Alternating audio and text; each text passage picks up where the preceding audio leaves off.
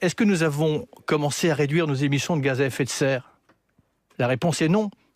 Est-ce que nous avons commencé à réduire l'utilisation des pesticides? La réponse est non. Est-ce que nous avons commencé à enrayer l'érosion de la biodiversité? La réponse est non. Est-ce que nous avons commencé à se mettre en situation d'arrêter l'artificialisation des sols? La réponse est non. Est-ce que vous restez au gouvernement de ce fait-là? On entend ce matin que... la tristesse. La tristesse et même plus la colère, Nicolas Hulot. Je vais prendre pour la première fois la décision la plus difficile de ma vie. Je ne veux plus me mentir.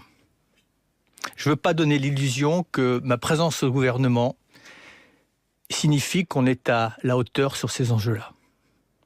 Et donc je prends la décision de quitter le gouvernement.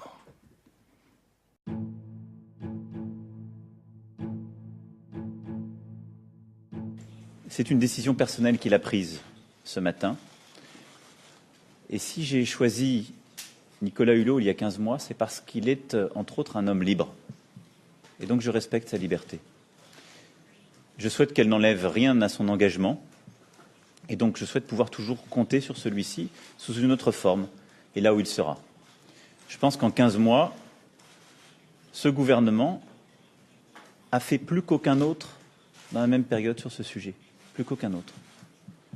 Les décisions de fermeture de centrales à charbon, l'engagement sur l'hydrocarbure, les engagements pris pour préparer une trajectoire énergétique qui sera bientôt traduite, des vraies décisions en matière de mobilité, un engagement européen, international, constamment invoqué. Demandez à quiconque si la France est absente du sujet international sur le climat, et des engagements à venir. Et donc je souhaite pouvoir toujours compter sur son engagement d'homme libre et convaincu, là où il décidera d'être. Je respecte sa décision.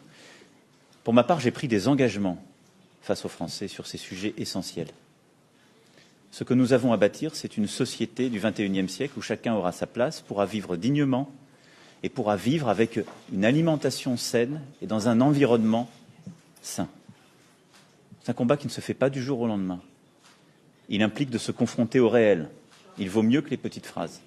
Et donc, il implique un travail qui va se poursuivre et un engagement sur la base de ce que j'ai promis aux Français qui sera constant et absolu de ma part.